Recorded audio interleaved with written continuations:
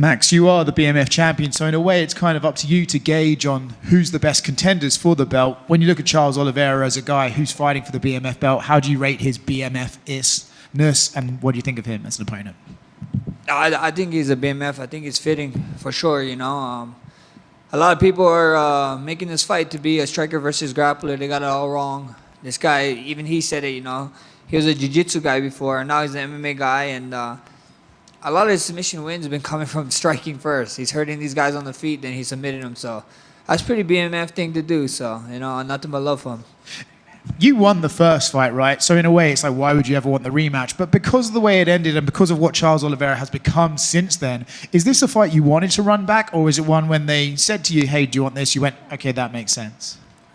I mean, at the end of the day, the first fight was just, it was a letdown. I'm not going to even lie about it. You know, I think a lot of people was disappointed, and I think a lot of people don't even count it. You know, I mean, it's on the record, but it is what it is. We're here. We get to right that wrong, and I'm excited for it. You have raised the profile of this belt amazingly, but you've made it clear that the undisputed title is the one that you still want to get your hands on. When you get that for opportunity and fight for the belt, would you hold both of them at the same time, or would you say at that point, like, hey, I'm going to give the BMF up for other people to try and fight it, and I'll be the undisputed champion? You know, we see what happens. We'll cross that bridge when we get there. You know, it would be cool to have two of them, but I mean, they're making everybody only have one belt. So the one belt that I'm gonna drop is definitely gonna be the BMF one when we get that undisputed one. So I can't wait. You could do an Elia and just buy both and wear them at the same time. I got two. I got two. I actually got three of them. If you want to get crazy, I got like 5, 6 of them at home. So I don't need to buy nothing. I'm not gonna spend my money on that. The finger point down, right, has taken on a life of its own. I feel like you always did that because, let's be honest, you're one of the coolest guys on the roster, and it's a very cool thing to do. And now we're seeing other guys do it, and it's not that cool. It's actually kind of shit when they do it. Do you feel like, hey, maybe I'm going to have to retire this thing because other guys are jacking my style and making it bad? I mean, it is what it is. It is what it is. You know, we can't take it back, and if they're just gonna keep, you know, in your words, butchering it, I mean, that's on them, you know. I think that moment transcended the sport, and it was amazing. You know, I was saying in an interview, I saw someone with my shirt on, and I was like, oh, sick shirt. And be like, oh, man, they're losing their mind was me. But then they was like telling me, I'm not even an MMA fan. I saw this clip, and then I saw your shirt at Pakistan. That's why I bought it. So that's how cool that moment was, you know. And if guys are looking for that type of moment and that type of feeling, you know, keep doing it, keep trying it. If you are the best at doing that, who would you say is the second best in the sport? If you could pick someone who's like, they would do the finger point down the best, who would it be? The guy who agreed to it, Justin Gaethje. He's a nutso, you know, he's crazy, and we'd have to roll with him for sure. Max, this fight, you and Charles, 47 combined UFC wins. It's the most ever in a UFC fight. Lots of other records between you two. Does this feel like something special, just given everything you two have done in the sport? I mean, it's amazing, right? It's amazing that we both here. I mean, I think if both of us didn't do what we did, or from that first fight, it wouldn't be nothing crazy. But it just shows longevity, you know, especially with me and him and what we're doing. Longevity, not only longevity at the highest level. I think so. Once me and him became ranked, we never ever fell out of it. You know what I mean? And then once I came ranked in the pound for pound, I don't think I even fell out of that. So, you know, at the end of the day, it's just longevity, and you know, it's just awesome to be around this sport and to be setting records like that.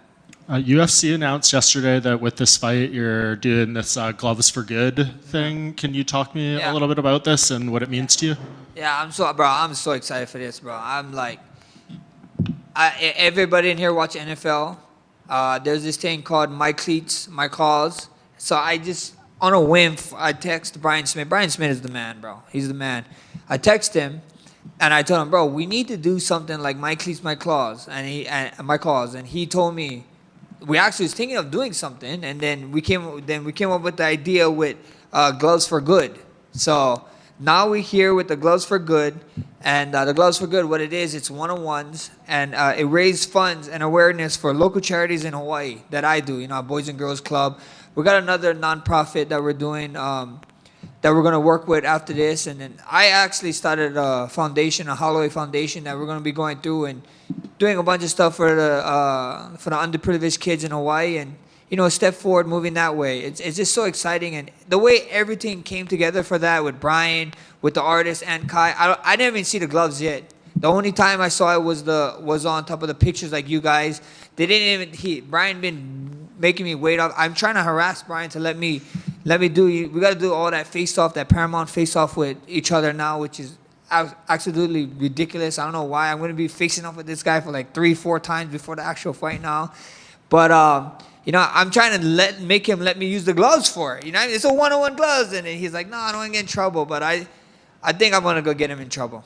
I'm gonna harass him back there and tell him, let me use this damn gloves. It's gonna be so cool for the guy who wins the auction. You know what I mean, for it. And then with that, you get to, with the auction and stuff, you get to come to one of my future fights. You be my VIP. The UFC is gonna take care of you with hotels and rooms. So it's just awesome, man. As you can see, I get fired up, man, and giving back to the kids, especially the kids in Hawaii, and then especially my hometown, Waianae Boys and Girls Club, man. It's amazing. Yeah, that's very cool. You've been working with them for a long time, too. Speaking of Brian Smith right there, Brian Smith, they all agreed to let me get you into trouble and use the gloves in the face-off against Oliveira. That's what they said, not me. Max? Max, one more. This is the 5th BMF title fight now. In the first one, The Rock wrapped the belt around Masvidal. The second one, Masvidal put it on Gaethje. The third one, Mark Coleman put it on you. Fourth one, Lil Wayne put it on you. Who do you want to wrap the belt around you this time? The true BMF. If you guys look at my shirt right now, the real BMF is my wife. I would love her to wrap the belt around me. So if everything go great there, you best believe I'm gonna be asking Dana White, be like, hey Dana, let my wife do this. She's the real BMF. Everybody think I'm the BMF, got the title. You don't want no smoke with her, I promise. Yeah. You guys saw the clip. Bro. Her hand speed is ridiculous, bro. And we didn't fast forward it. There's somebody walking in the background for it. So thank the Lord that happened, because a lot of people thought we fast forward her hand speed.